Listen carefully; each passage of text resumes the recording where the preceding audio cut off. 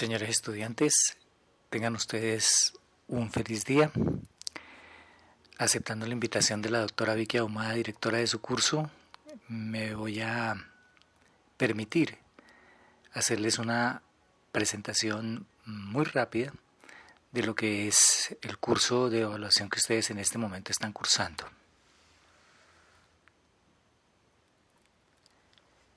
En esta charla voy a comentar 6 puntos. Primero que todo, el concepto de evaluación. El segundo, el objeto de la evaluación, enfatizando sus características. El tercero, cómo evaluar ese objeto de evaluación. El cuarto, ya entrar en materia en lo que significa la evaluación del aprendizaje. En quinto, vamos a hacer una presentación muy rápida de lo que es el análisis de resultados de la evaluación del aprendizaje, utilizando la teoría clásica del test, al menos en sus fundamentos, ya que posteriormente tendremos una charla presencial ya dedicado a este tema, debido a que es parte del trabajo final que ustedes tienen que presentar para la aprobación de su curso.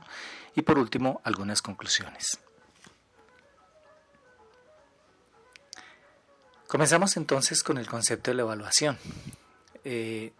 La tradición nos ha mostrado que hay una serie de factores que hacen de este acto una situación bastante complicada, sobre todo a nivel de estrés. Hay un estrés cognitivo, hay un estrés físico, porque la tendencia es a considerar la evaluación como la medida final, como la decisión final de un trabajo académico que se está realizando y pues que se esperaría en un momento dado fuera exitoso. Sin embargo, la tendencia que tiene ahora la evaluación es tratar de ir quitando ese carácter de angustia existencial que puede tener en un momento dado dentro de la vida del estudiante. Miremos una definición que está en su texto y que yo me imagino que la han venido trabajando a lo largo del curso, pero simplemente pues lo que vamos a hacer es como recordar algunos de los elementos fundamentales que tiene esa definición. Primero que todo, es un proceso sistemático. Como proceso sistemático significa que tiene una metodología, que tiene un procedimiento definido, que tiene una serie de condiciones previas para poder tomar unas decisiones. En segundo lugar, otro elemento fundamental es que es un medio para poder recolectar información relevante, una información que nos permita a nosotros analizar la situación de un proceso educativo que estuvimos haciendo, con una finalidad de emitir juicios de valor. Esos juicios de valor ya hacen referencia directa a la última parte, que son tomar unas decisiones, pero ya digamos que las decisiones como parte final se sustentarían específicamente en esos juicios de valor que tienen de alguna manera un fundamento, como lo vamos a ver más adelante. Miremos entonces ahora cuáles son las características del objeto de evaluación. Uno podría decir que es factible evaluar cualquier cosa. Creo que la gráfica lo dice de una manera muy subjetiva. Podemos determinar cualquier objeto para poderlo identificar sus características y determinar cuáles pueden ser sus procesos de evaluación. Miremos desde el punto de vista de la educación, que es un objeto educativo y que mirando en el tema que estamos en este momento tratando, puede ser objeto de una evaluación. Entonces, en primer lugar, vemos un triángulo donde encontramos 3 elementos fundamentales, que son los actores, la organización y como otros elementos componentes que están jugando al sistema educativo. Miremos entonces los actores. Los actores básicamente son 2, el estudiante, el profesor. Cada uno tiene unas características muy particulares que permiten hacer un proceso evaluativo. Pasando entonces a la organización, encontramos que hay organizaciones de tipo formal y organizaciones no formales. De alguna manera eso tiene que relacionarse o está en estrecha articulación, digámoslo así, con las formas de adquirir conocimiento. la ley 115 y todas las regulaciones que han venido alrededor de la misma establecen que en este momento para Colombia tenemos nosotros la evaluación, tengamos sistemas formales de educación y sistemas informales que vendrían a ser lo no formal en esta discusión. Y finalmente entonces hay unos elementos componentes que también por sus características, por ser partes integrantes de ese proceso educativo, pueden ser también sujetos de evaluación. Tenemos el programa, básicamente el programa definido a través de su diseño curricular. Nosotros podemos evaluar el diseño curricular de un programa para mirar qué tan pertinente es, qué tan adecuado es, si está de verdad apuntando a las necesidades para las cuales se ha diseñado ese programa. También tenemos el proyecto educativo institucional. Proyecto educativo institucional sabemos que es toda la fundamentación epistemológica, metodológica y valorativa o actitudinal que debe tener la organización escolar. Y de alguna manera pues ese EPI le da un derrotero, establece una ruta a la institución educativa y a la acción que ocurra alrededor de la formación de las personas. Tenemos otro que son los cursos ya como los elementos finales en los que se desarrolla el currículo, donde pues va a tener también una serie de condiciones, una serie de características que pueden ser objeto de evaluación, y finalmente los medios o los recursos que se tienen para poder desarrollar el proceso de enseñanza-aprendizaje. En este momento hay una tendencia a que la enseñanza se focalice directamente en el estudiante y todo el esquema organizacional de la escuela, de la institución educativa, entonces se orienta alrededor de ese propósito fundamental, que es empoderar al estudiante, o sea, descentralizar todo el proceso educativo alrededor del estudiante. Miremos ahora entonces cómo podemos nosotros evaluar un objeto que deseamos evaluar. Hay la necesidad de disponer de una serie de criterios, de una serie de herramientas y de un método para poder efectuar ese proceso evaluativo. Vemos entonces que para evaluar cualquier objeto educativo, pues lo primero que todo tenemos que hacer nosotros es identificarlo. O sea, determinar qué es lo que nosotros vamos a evaluar, establecer claramente cuál es el objeto de evaluación que vamos nosotros a intentar determinarle, sus funcionamientos, sus características, sus especificidades. En segundo lugar, tenemos que hacerle una caracterización, o sea, identificar aquellos elementos, aquellas características que son relevantes de ese objeto educativo o ese objeto evaluativo, ese objeto de evaluación, para poder determinar de alguna manera el procedimiento que se va a seguir para poder generar las condiciones de su propia evaluación. Ya determinado cualquier objeto de evaluación, entonces nosotros tenemos que desarrollar 4 fases en el proceso evaluativo. Primero que todo, una etapa de planificación, donde se establece el propósito, la finalidad, la función, como los criterios con los cuales nosotros vamos a determinar el proceso evaluativo para ese objeto que hemos ya nosotros seleccionado. Luego después vendrá la etapa de desarrollo, que es ya la construcción, de los instrumentos con los cuales se van a medir esas características del objeto evaluado o por evaluar. Cómo vamos nosotros a recoger la información, cómo se va a clasificar, se va a registrar y cómo se va a hacer el procedimiento para poder obtener de esa información, un conocimiento muy exacto del objeto que nosotros estuvimos evaluando. Luego después viene la etapa de contrastación, donde ya es con base en los resultados que hemos obtenido, entonces nosotros empezamos a hacer la interpretación, las clasificaciones, las comparaciones, para poder comenzar a emitir los juicios de valor. Esos juicios de valor que nos permiten a nosotros de alguna manera tomar decisiones y de alguna manera también sustentar los resultados finales del proceso de evaluación. Muchas veces en esa parte final de obtener los resultados, y para la toma de decisiones es necesario hacer negociaciones con las audiencias que van a recibir esa información para que, digamos, les sea para ellos pertinente, para que de alguna manera no solamente conozcan las características definidas del objeto de evaluación, sino que también en un momento determinado puedan saber identificarlo y en un momento dado pues ir determinando cuáles fueron como sus fortalezas o cuáles fueron sus aspectos por mejorar, que en un momento dado se tienen que continuar realizando después de que se haya hecho cualquier evaluación. Y por último viene la metaevaluación. Entonces la metaevaluación es ese proceso evaluativo que le hacemos a todo el proceso de evaluación.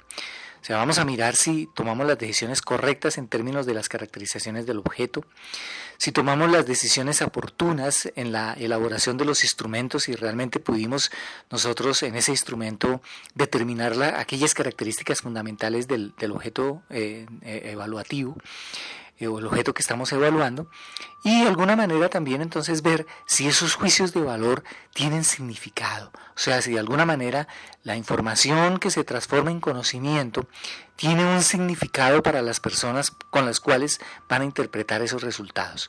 Yo creo que eso, digamos, es como lo más importante que tiene el proceso evaluativo. Y me voy a referir o lo voy a ejemplificar un poco con las pruebas que hace el Estado, las pruebas de, por ejemplo, en nuestro medio que tenemos las pruebas Saber Pro o las pruebas Saber, donde lo que se está buscando es evaluar los conocimientos, las habilidades, las destrezas que los estudiantes han venido alcanzando dentro del proceso formativo para mirar cómo está funcionando el sistema educativo colombiano. Y de alguna manera entonces identificando esas fortalezas que tiene el sistema y esas debilidades, entonces hacer planes de mejoramiento que permitan ir corrigiendo en el corto tiempo esas debilidades y empoderando un poco más las fortalezas para que realmente se puedan lograr metas, procesos de aprendizaje bastante interesantes por parte de los estudiantes. Centrémonos ahora entonces en el sentido de la evaluación del aprendizaje. O sea, aquí el aprendizaje es nuestro objeto de evaluación. Ya hemos nosotros definido cuáles son las condiciones que tiene que tener la evaluación. Entonces digamos que la evaluación del aprendizaje viene siendo como una ejemplificación de ese proceso que es evaluar un objeto educativo. Entonces, ¿qué significa el aprendizaje? El aprendizaje podemos modelarlo como está en esta diapositiva, donde encontramos tres partes fundamentales. Hay unos antecedentes, hay un comportamiento y luego después hay una medición de rendimiento. Miremos qué ocurre con el aprendizaje. El aprendizaje en este momento podemos considerarlo como una caja negra, o sea, simplemente es un proceso mental que ocurre dentro de las personas y en la cual pues existe una serie de condiciones externas, como por ejemplo la experiencia, las habilidades, las actitudes, también digamos los aspectos instruccionales, como el diseño que se hizo del curso, de un determinado curso, se hizo pensando en generar condiciones apropiadas para que el estudiante pueda realizar sus actividades de aprendizaje y eventualmente pues podamos nosotros tener la seguridad de que está aprendiendo, y también otros aspectos que son de influencia no instruccionales que tienen que ver mucho con los entornos, con el ambiente, con el ambiente en que vive el estudiante, no solamente en su familia, sino también en la institución educativa. Por esa razón son factores importantes que se tienen que tener en cuenta, porque de alguna manera algunos de esos factores pueden estar incidiendo en los resultados del proceso de aprendizaje. Luego venimos en la parte del comportamiento. Entonces el comportamiento puede ser, digamos, lo que queremos nosotros que los estudiantes adquieran a lo largo de un curso.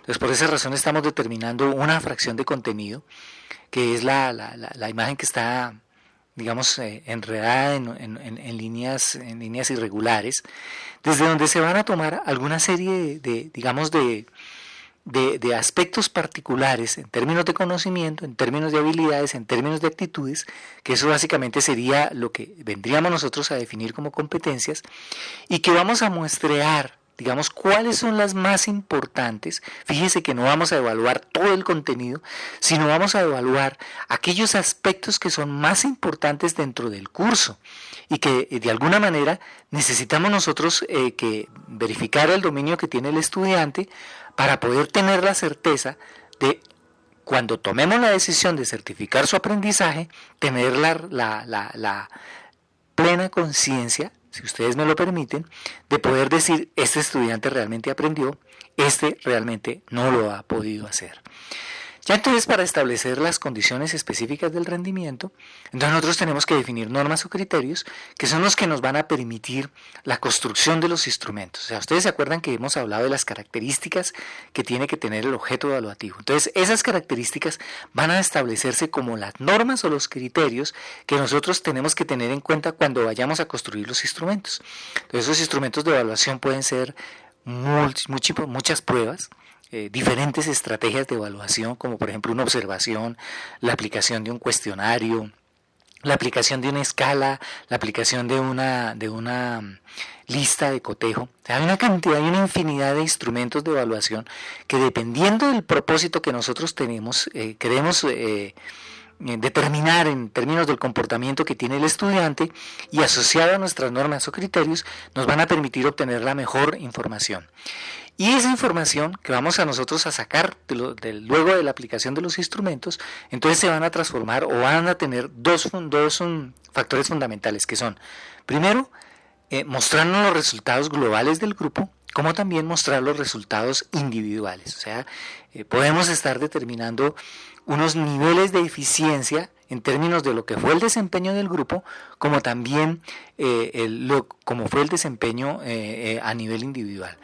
Y eso, pues esa información, entonces se le va a entregar a unos usuarios. Entonces, esos usuarios van a tomar esa información para mirar el estudio, para, por ejemplo, establecer acciones de tutoría, para mirar también las condiciones particulares que traen los estudiantes, para informarle de esas características especiales y necesidades a los autores de los materiales educativos, a los administradores del currículo, para saber exactamente qué tan eficaz y eficiente ha sido su diseño, qué tan eficaz y tan eficiente ha sido la inversión que se ha venido realizando en términos de todos los recursos que se requieren para poder desarrollar un proceso formador. Para los empleadores también determinar en un momento dado que los estudiantes están logrando las competencias esperadas, y también auditorías externas, como por ejemplo puede ser el mismo Estado. Entonces, tenemos que mirar también cómo podemos decir más bien que de dónde podemos nosotros obtener los criterios para poder obtener la evaluación. Yo creo que esta diapositiva nos ayuda muchísimo a determinar las normas y los criterios que podemos nosotros tener en cuenta para poder hacer la evaluación. Entonces, primero comenzamos con un qué es lo que nosotros queremos medir. Entonces vamos a determinar el objeto, nuestro objeto de evaluación, donde lo vamos a caracterizar en términos de contexto, necesidades, objetivos, la institución, los docentes, los estudiantes, la metodología, los recursos. Esos son como, digamos, los objetos que en un momento dado se tienen que pueden ser susceptibles de una evaluación. ¿Cómo lo vamos a evaluar? Entonces ya, digamos, como entre comillas, hacer la construcción de un modelo donde dependiendo, digamos, de las condiciones que queremos nosotros obtener la información, nos permita recuperarla de una manera rápida y eficiente. Entonces podemos tener ahí, por ejemplo, modelos relacionados con trabajos experimentales, o simplemente hacemos observaciones de cómo se está ocurriendo el proceso, o miramos un poco las demandas, los costos, o si básicamente vamos a determinar información que nos permita a nosotros tomar decisiones, o hacer una verificación de logros. Y básicamente, digamos que ahí también tiene que mirarse en qué forma se va a presentar esa información. Si es una información estrictamente cuantitativa, o sea, una información numérica, debido a que el instrumento que hemos desarrollado maneja unas escalas que nos permiten a nosotros establecer, con base en una comparación numérica, dónde está ubicado un determinado objeto de evaluación, cómo está evaluado un estudiante, o también una evaluación de tipo cualitativo, donde simplemente lo que estamos nosotros mirando es cuáles son aquellas características que, digamos, son más fuertes que tiene el objeto de evaluación o el objeto evaluado, y también aquellas, digamos, debilidades que se transformarían más bien como en medios para poder hacer procesos de mejoramiento, de tal manera que cuando se vuelva otra vez de nuevo a aplicar ese mismo objeto que se está evaluando, logre tener mucha más eficacia, ser mucho más eficiente. Seguimos con otra pregunta, que es ¿quién? O sea, ¿quién va a ser el evaluador? Entonces ahí tenemos los profesores, los estudiantes, el equipo directivo, los usuarios, los expertos y también procesos, ¿no? Procesos como la autoevaluación, la heteroevaluación o la coevaluación a través de una confrontación también de evaluación interna externa. ¿Con qué? Con instrumentos, ¿no? Entonces instrumentos que ya como se los mencioné anteriormente, pues hay una infinidad, pero que básicamente pues nosotros tenemos que buscar con esos instrumentos es que sean válidos, que sean confiables y que sean pertinentes. O sea, que de alguna manera la información que obtengamos con esos instrumentos realmente nos permita a nosotros hacer una caracterización muy precisa, yo que diría que casi muy exacta, aunque eso en términos en educación es muy difícil de hablar porque la exactitud no existe, pero sí existe es, digamos, en alguna manera una aproximación bastante confiable al objeto de evaluación que se está haciendo. ¿Y cuándo? Entonces, determinando un momento.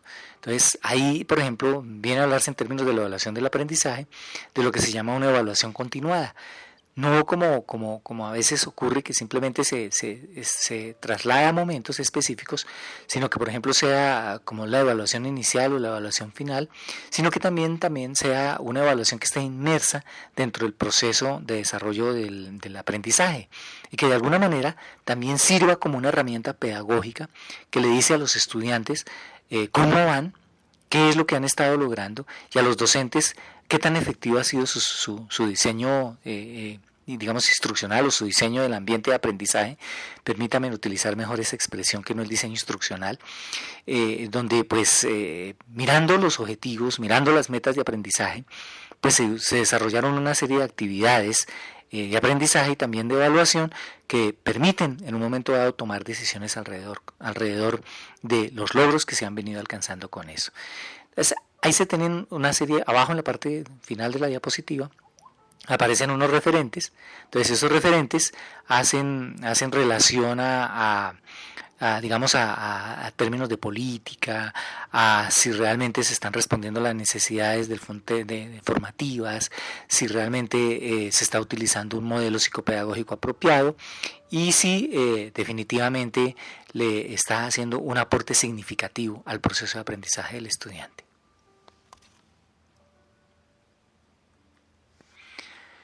Hemos hablado de conocimientos, de habilidades y actitudes y hemos también indicado que eso hace parte de lo que es la competencia. Entonces, ¿qué es la competencia? La competencia es un desempeño que se tiene que hacer en un contexto. Por esa razón está la parte de abajo definida, la necesidad de estar contextualizado. Y ese contexto es el que nos permite a nosotros hacer una verificación de que realmente se está haciendo una competencia cuando el estudiante o el profesional o nosotros hacemos bien las cosas. O sea, de alguna manera estamos nosotros encontrando que estamos resolviendo un problema, que estamos nosotros dando soluciones a situaciones específicas o que en un momento dado estamos haciendo planteamientos nuevos, novedosos, para, digamos, atender situaciones particulares del entorno. Y eso es lo que significa la competencia. La competencia simplemente es hacer una verificación de desempeño.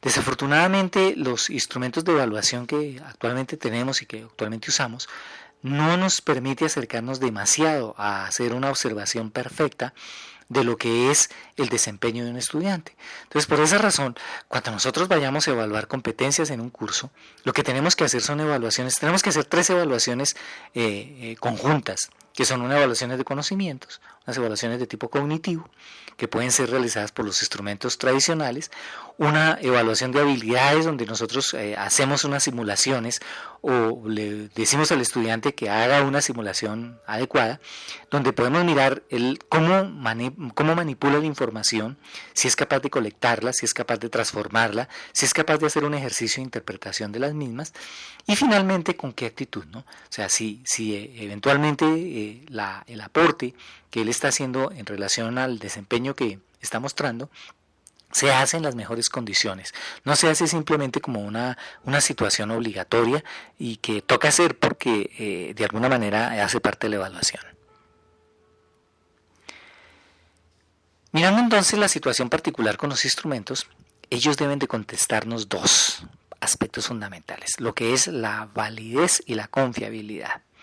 La validez hace referencia al grado de error de la medida y que nosotros debemos buscar siempre que el instrumento nos dé los mismos resultados, o sea, las variaciones que tengan sean muy pequeñas y que pues esas variaciones se deban a unos factores externos no exclusivos del instrumento.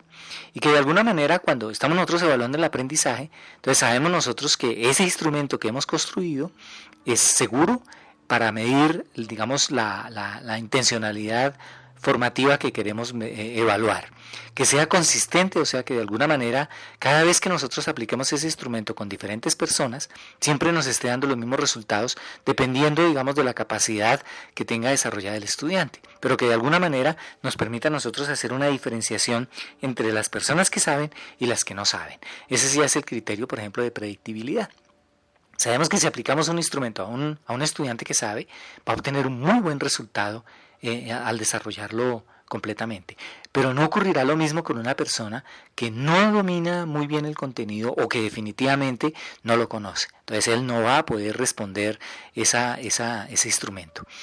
Y eso me llama la atención un poco a mirar que sobre todo en los instrumentos que son cerrados, la posibilidad de estar manejando el azar. Hay una situación particular que ese es, digamos, como el enemigo número uno de ese tipo de instrumentos cerrados, porque a veces los estudiantes son muy hábiles en hacer interpretaciones de la información que están en los cuestionarios y pueden atinar la respuesta. Y eso de alguna manera pues hace que ese instrumento deje de ser válido. No puede utilizarse de manera exacta para medir ese, digamos, un determinado conocimiento. Y la confiabilidad, entonces básicamente son dos aspectos fundamentales relacionadas con ya específicamente el objeto de evaluación que nosotros estamos buscando. Eso significa en un momento dado que esa confiabilidad nos va a explicar a nosotros hasta dónde se está moviendo la variabilidad de los resultados. Cuando vayamos nosotros a hacer el trabajo de mirar un poco los resultados con la teoría clásica del test, nos vamos a encontrar un poquitico el sentido de esto, porque es muy posible que nosotros en esos exámenes encontramos varianzas muy grandes, desviaciones estándar muy grandes. A pesar de que podamos calcular las medias, vamos a encontrar una relación bastante fuerte en términos de rango de variabilidad, porque a veces pues los estudiantes cuando presentan un examen lo hacen por cumplir con el requisito y muchas veces pues le juegan al azar, y entonces ese juego al azar hace que la variabilidad que tenga de resultados entre estudiantes sea bastante fuerte. Entonces miremos un poquito, digamos, la situación en términos de cómo vimos construyendo nosotros la validez del cuestionario. Entonces, nosotros cuando estuvimos mirando el modelo de aprendizaje, encontramos que pues no íbamos a medir todo el conocimiento que se estaba entregando en un determinado curso, sino que íbamos a buscar una medición de aquellos aspectos que eran los más importantes, que eran los más, digamos, esenciales en términos de las características que debe tener ese objeto evaluado. Entonces, por esa razón, dentro del diseño instruccional tenemos nosotros lo que se llaman los objetos de aprendizaje. Entonces nosotros siempre debemos buscar que en el examen, que en el instrumento de medición, cada objeto de aprendizaje, cada objetivo de aprendizaje tenga una estrecha relación con un ítem, y que de alguna manera cuando el estudiante dé una respuesta a ese ítem, nosotros tenemos la certeza de si ese estudiante domina o no domina ese objetivo. Y de alguna manera esos resultados también a nosotros nos van a permitir mirar cuáles han sido los objetivos más difíciles de alcanzar por parte del estudiante, para mirar de pronto qué acciones correctivas se pueden hacer al proceso de enseñanza-aprendizaje. Si modificamos la actividad, si empoderamos otro tipo de actividad, si construimos un recurso adicional que permita clarificar algunos aspectos críticos que tuvo el estudiante en el momento de afrontar su estudio, y que de alguna manera entonces en el conjunto del examen van a estar todos articulados, porque de alguna manera el instrumento que nosotros hemos construido para medir un aprendizaje básicamente nos está midiendo el conocimiento que tiene el estudiante en un determinado contenido. Bueno, vamos entonces ya a entrar un poquitico en lo que son los análisis de resultados de la evaluación del aprendizaje, básicamente enfocado en la teoría clásica del test. En este momento hemos tomado la decisión de trabajar con esta teoría porque, digamos, es como la más simple, la más sencilla de entender cómo los resultados de la evaluación del aprendizaje nos pueden dar a nosotros algunos indicios de cómo fue el conocimiento logrado por los estudiantes después de que han avanzado en un curso. La teoría que se está usando actualmente con más fuerza se llama la teoría de respuesta al ítem. Porque, digamos, la teoría clásica del test tiene unas limitaciones. La teoría de respuesta al ítem no.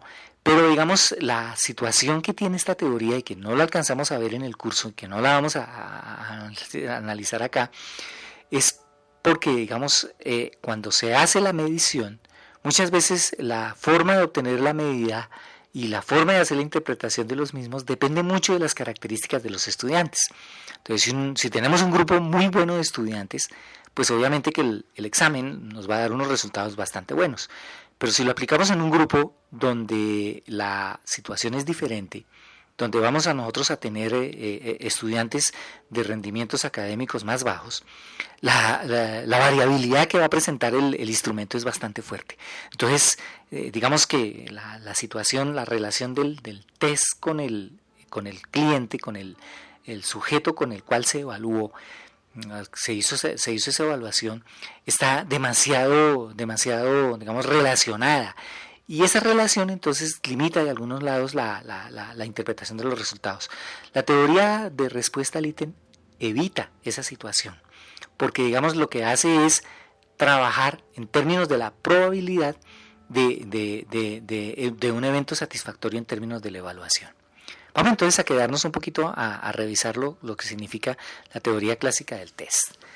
Entonces, la teoría clásica del test básicamente la desarrolló el señor Charles Spearman más o menos hacia los 1940, 1945, cuando hubo una incidencia fuerte de la necesidad, sobre todo en los Estados Unidos, de desarrollar test. O sea, se necesitaba desarrollar muchas pruebas para poder evaluar condiciones particulares de aprendizaje que tenían los estudiantes en el sistema educativo, y que de alguna manera pues estaba respondiendo también a criterios que estableció el mismo Estado, la misma nación norteamericana, para poder valorar los resultados de las distintas instituciones educativas que tenían que entregar estudiantes. Entonces, algo parecido a lo que nos está ocurriendo a nosotros con los exámenes Saber Pro. De alguna manera, desde allá se quiere intentar hacer una medición de la calidad. Entonces, se supone que si el sistema educativo nuestro es excelente, los estudiantes nuestros alcanzarían la mayoría de las competencias, o por no decir si todas, que en un momento dado se estarían evaluando en ese examen. ¿Cuál es el fundamento de la teoría clásica del test? Spearman encontró que había una relación directa entre la medición y el error. Entonces, por esa razón, el fundamento de la teoría clásica del test es que toda medición tiene un error y que por esa razón toda calificación tiene dos elementos involucrados, un puntaje y un error. Ese puntaje, digamos que establece la medición, digamos, dentro de una escala, y el error se debe pues a situaciones de orden aleatorio o también de orden sistemático. Aquí ya, digamos, esto tiene que verse un poco como con la aplicación de las medidas en las ciencias naturales, donde cuando uno repite varias veces una misma medida, uno se da cuenta que el instrumento no siempre trata de dar la misma medición, sino que a veces da un poquito por arriba, da un poquito por abajo de un promedio. Entonces se ha tomado la decisión de que ese promedio realmente corresponde al puntaje y que está manifestado con un error dependiendo de la dispersión que tenga cada medida. Y esa dispersión se mide básicamente con una desviación estándar. Entonces, la desviación estándar lo que nos va a hacer es mostrarnos qué tanto se están alejando los datos de ese promedio en un rango. Hay también una serie de índices que se calculan en el test, que son el alfa de Cronbach, que básicamente mide el índice de confiabilidad interna, dependiendo de la covarianza que tiene cada uno de los ítems. Entonces se dieron cuenta que cuando yo les estuve diciendo que un examen se construía de ítems y que los ítems estaban relacionados con cada uno de los objetivos de aprendizaje, entonces cada ítem no va a ser respondido en la misma forma por el mismo estudiante, sino que algunos sabrán más, otros sabrán menos, entonces de alguna manera puede atinar o no atinar a la respuesta. Entonces, el atinar o no atinar a la respuesta hace que entonces se comience a hacer una distribución de esos puntajes y de alguna manera, pues eso también está modificando la relación interna entre los ítems.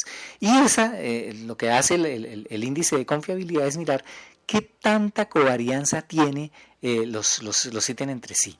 Y de alguna manera, pues hay también establecidos una serie de criterios que permiten tomar decisiones sobre el mismo examen, y implicaría a veces hasta en un momento dado hacer la revisión particular de cada ítem y volver a reconstruir nuevamente el examen para mejorar un poco ese índice. Luego viene ya unos índices particulares de cada ítem, que son el índice de dificultad y el índice de discriminación. El índice de dificultad entonces es la fracción de los evaluados que contestaron bien cada una de las preguntas. Ese índice de dificultad lo que hace es determinar qué tan fácil o tan difícil fue un ítem atendido dentro de un examen. Y pues ahí en los talleres y en algún caso en el otro taller que vamos a nosotros explicar, pues vamos a tratar de tomar cuáles son esos valores en que debe estar oscilando el índice de dificultad. Pero básicamente este índice de dificultad, como el índice de discriminación, varía entre 0 y 1. Y puede ser positivo o puede ser negativo. Entonces eso ya significa de alguna manera que si hay una relación positiva, digamos el examen está tratando de medir bien los conocimientos que estaba midiendo, y si es negativo, entonces sí hay la necesidad de volver a revisar algunos ítems que de pronto no guardan una relación estrecha con el resto del examen, por algunos factores, ya pueden ser factores mismos de la construcción del ítem, o porque en un momento dado en el proceso de aprendizaje de los estudiantes no quedó bien cimentado. Viene por último el índice de discriminación. Entonces el índice de discriminación es una relación que tiene el puntaje con la respuesta total, y ese indica la fuerza que tiene cada ítem para diferenciar los estudiantes de los que saben de los que no lo saben. Entonces, en la medida en que los estudiantes vayan respondiendo bien un ítem, el índice de discriminación va bajando. Pero si hay estudiantes que no conocen muy bien eso, entonces ese índice comienza a aumentar y nos dice a nosotros que realmente podemos con ese instrumento diferenciar los estudiantes que sí aprendieron de los estudiantes que no aprendieron. Y de alguna manera, con ese criterio, nosotros podemos decir realmente promovemos a este estudiante o dejamos a este estudiante para que haga alguna situación remedial para que logre completar esos conocimientos que requiere, ¿no? Nosotros vamos a utilizar entonces, o vamos a desarrollar, uno de los talleres del curso es desarrollar un recurso electrónico, básicamente una hoja en Excel. Usamos el Excel porque es la hoja de cálculo más universal, está más divulgada. Yo creo que esto también se puede hacer también con recursos libres, como por ejemplo la hoja de cálculo que tiene el OpenOffice, y otro programa también de otra suite de oficina también relativamente gratis, que se puede utilizar, pero yo creo que para todos es relativamente fácil trabajar con el Excel. Entonces, esta hoja de Excel nos va a permitir a nosotros varias cosas. Primero que todo, comparar las respuestas, o sea, las respuestas de los estudiantes con las claves o las respuestas correctas. Y con un ejercicio de comparación, entonces nos permite a nosotros cambiar la letra que da la respuesta del estudiante por un 1 cuando es igual a la clave, o un 0 cuando es distinta a la clave. Y luego después también está programada para que desarrolle cada una de las fórmulas de los 3 índices que tiene el examen: el alfa de Cronbach, el índice de discriminación y el índice de dificultad. Y finalmente, ya con base en esos resultados, también ahí podemos calcular el error de la medición, que es el error completo del instrumento, que básicamente corresponde a la raíz cuadrada de 1 menos el alfa de Cronbach, donde nos permite a nosotros también decidir qué tan atinados, podemos decir así, qué tan válido fue el examen de pronto con este ítem, con este indicador.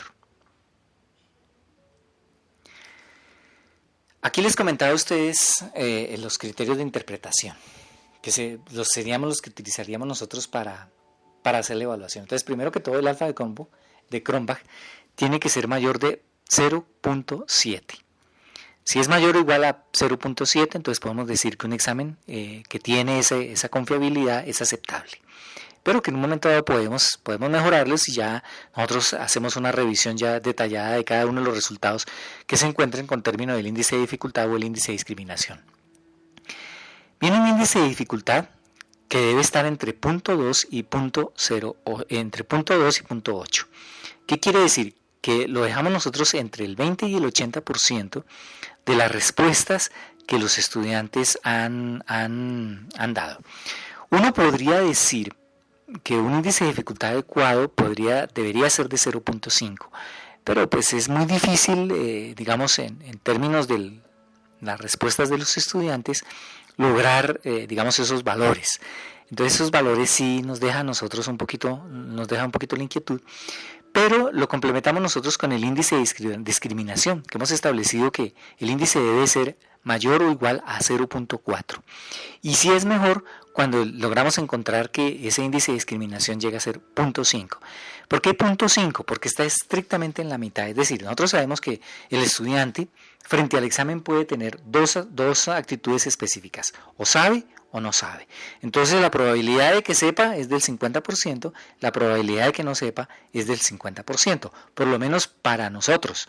Nosotros esperaríamos como docentes que en un momento dado los estudiantes todos estuvieran por encima del 0.5, que o sea que de alguna manera sí realmente hicieron un proceso de aprendizaje apropiado y que la instrucción que nosotros les impartimos, los recursos que utilizamos, las actividades que les diseñamos, realmente le permitieron a esos estudiantes aprender y de alguna manera entonces podemos tomar la decisión de promoverlos. Miramos entonces lo que serían ya las conclusiones. Entonces, en primer lugar, tenemos ya claro que evaluar no es medir. Medir es una parte de la evaluación, pero no es el propósito final de la evaluación. La finalidad de la evaluación es tomar las decisiones conforme a los resultados que encontramos dependiendo de las características que tiene el objeto evaluado. O sea, fíjense que si hemos caracterizado el objeto y hemos definido desde ahí las normas y los criterios para poder hacer el instrumento de evaluación, los resultados que nosotros vamos a tener es con base en esas características que le hemos definido al objeto evaluado. Otra conclusión es que en todo objeto de evaluación tiene un comportamiento. Nos hemos centrado más en el aprendizaje y digamos que el aprendizaje lo podemos nosotros evidenciar a través de las respuestas que da el estudiante a un instrumento.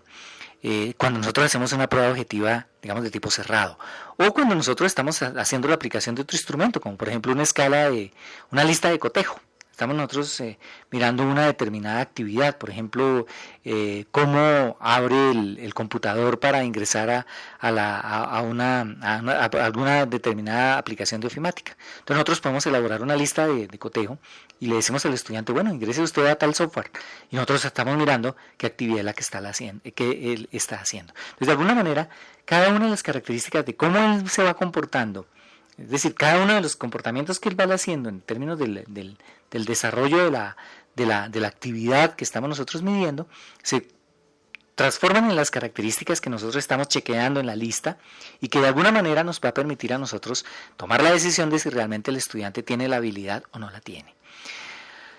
Lo fundamental de la evaluación es la decisión. La decisión es el factor fundamental de la evaluación, no es la nota. Una nota o un puntaje no significa nada. El puntaje tiene que estar acompañado de algo, de una decisión. Si nosotros, cuando hacemos la calificación del proceso de aprendizaje, decimos, bueno, vamos a calificar en la escala de 1 a 5, de 0 a 5, como hace la UNAD, por ejemplo, ya se ha definido un criterio, ¿no? Y es que colocamos como nota aprobatoria mínima 3.0. Entonces, quiere decir que un estudiante que obtenga una nota inferior a 3.0 pierde, y el que tenga una nota superior o igual a 3 aprueba. Esa es la decisión que hay. Pero, digamos, en un momento dado en el aprendizaje, habría la necesidad también de complementar no solamente esa decisión, sino decir, por ejemplo, si hemos tomado como un valor mínimo de aprobatorio el 3, podemos decirle al estudiante qué aspectos debería él mejorar para que pues ese aprendizaje que hizo se consolide y realmente pueda él estar haciendo una demostración clara de que es competente, de que ha alcanzado la competencia que nosotros hemos esperado que él desarrolle dentro de su proceso de aprendizaje. Y finalmente, pues un instrumento, cualquier instrumento de evaluación que nosotros desarrollemos tiene que ser válido y confiable para que nosotros podamos sustentar las decisiones que se toman y que realmente se vean que son justas. Esta situación, por ejemplo, se torna muy crítica cuando se hacen evaluaciones con rúbrica. Si la rúbrica no está bien elaborada, muchas veces la asignación del puntaje se hace de manera subjetiva. Y el estudiante, cuando conoce la rúbrica y encuentra que él hizo una interpretación de la rúbrica de una manera, digamos, un poco más favorable hacia él, no coincide con la apreciación que hizo el profesor de su trabajo, entonces obviamente que los dos criterios nunca se van a encontrar. Entonces, por ejemplo, ese instrumento no es válido, ese instrumento no es confiable, porque es decir, a los dos debería estarle mostrando el resultado. Entonces de ahí es importante, es muy importante que el docente, cuando desarrolle cualquier instrumento de evaluación o tome un instrumento de evaluación ya elaborado, tenga la plena certeza de que realmente ese es un instrumento válido, confiable y pertinente. Son las tres características que de verdad debería cumplir ese instrumento y que si él lo desarrolla, de alguna manera pues lo puede ir perfeccionando en la medida en que va, digamos, haciendo pruebas con sus estudiantes. Entonces, este instrumento me sirvió, pero entonces yo voy a revisar estos ítems porque estos ítems están en una situación bien complicada. Entonces, puedo ir llegando a un punto en el cual un examen me puede a mí, con la sola aplicación de ese examen, tener la certeza de que quien lo apruebe realmente domina la competencia que yo estaba esperando medir. Muchísimas gracias. Espero que si tengan algunas inquietudes, pues se las hagan conocer a sus docentes y de alguna manera, pues espero que esta charla les haya ayudado a consolidar mejor sus conocimientos sobre este tema importante que es la evaluación. Muchísimas gracias.